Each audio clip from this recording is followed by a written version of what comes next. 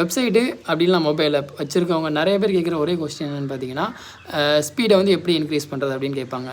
இதுக்கு அவங்க மெயினாக அவங்க என்ன பண்ணணும்னு பார்த்தீங்கன்னா, அவங்க ஒரு வெப்சைட்டில் ஒரு மொபைல் ஆப் பண்ணணும் அப்படின்னா இனிஷியலாக ஒரு சர்வர் வாங்கியிருப்பாங்க.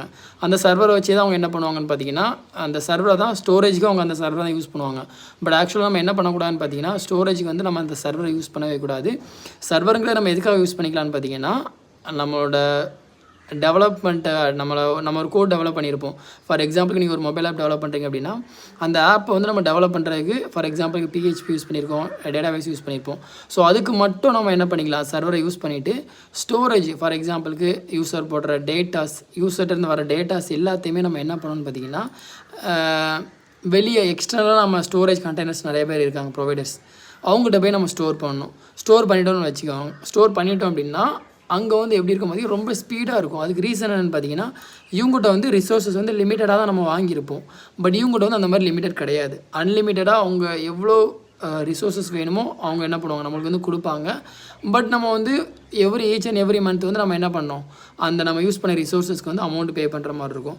ஸோ இந்த ரெண்டுக்கும் என்ன டிஃப்ரென்ஸ் பார்த்தீங்கன்னா, இது வந்து ரிசோர்ஸஸ் வந்து அன்லிமிட்டடாக இருக்கும், நம்ம மந்த்லி ஒன் பே பண்ணுற மாதிரி இருக்கும். பட் இதுக்கு வந்து நம்ம இனிஷியலாகவே நம்ம பே பண்ணிடுவோம். எனக்கு இவ்வளோ ரிசோர்ஸ் போதும் அப்படின்னு நம்ம பே பண்ணிடுவோம். பட் அந்த ரிசோர்ஸ் எக்ஸஸ் ஆகும்போது நம்மளுக்கு என்ன ஆகும்னு பார்த்தீங்கன்னா, சைட் வந்து டவுன் ஆக ஆரம்பிச்சிடும், ஸ்லோவாக ஆரம்பிச்சிடும். அதில் வந்து நீங்கள் ஒரு வெப்சைட் ஒரு மொபைலாக பண்ணுறீங்க அப்படின்னா, நீங்கள் ஒரு சர்வர் வாங்கிட்டீங்க, அதோட நம்ம ஒர்க்கு முடிஞ்சதுன்னு நினைக்காம அடிஷ்னலாக நம்ம என்ன பண்ணுங்கள், தனியாக ஒரு ஸ்டோரேஜ் வாங்குங்க.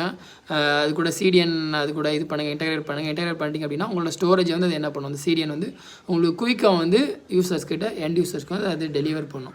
ஸோ அதனால தான் வந்து சிடிஎன் வந்து ஒன் ஆஃப் த ஒரு மேஜர் ரோலில் இருக்குது. ப்ளஸ் இது ஸோ இதில் வந்து ஒன் ஆஃப் த இது வந்து நிறைய இருக்குது. ஃபார் எக்ஸாம்பிளுக்கு அமேசான் இருக்குது, கூகுள் இருக்குது, மைக்ரோசாஃப்ட் இருக்குது, இந்த மாதிரி நிறைய பேர் இருக்காங்க. பட் இதில் வந்து கொஞ்சம் ஈஸியாக யூசர் ஃப்ரெண்ட்லியாக இருக்கிறது பார்த்தீங்கன்னா bunny.net யூசர் ஃப்ரெண்ட்லியாக இருக்கும். ஃபீச்சர்ஸ் இதில் நிறையா இருக்குது. உங்களுக்கு இனிஷியலாக எவ்வளோ கொடுக்குறாங்கன்னு பார்த்தீங்கன்னா $50 கிரெடிட்ஸ் கொடுக்குறாங்க. ஸோ இதிலே உங்களுக்கு கொடுத்துருப்பாங்க. அதனால் இது ரிலேட்டடாக உங்களுக்கு எதாவது டவுட்டு தான் கீழே கமெண்ட் பண்ணுங்கள். அண்ட் உங்களுக்கு வந்து இதில் இன்னொரு விஷயம் நான் காட்டுறேன்னு நினச்சிருந்தேன்.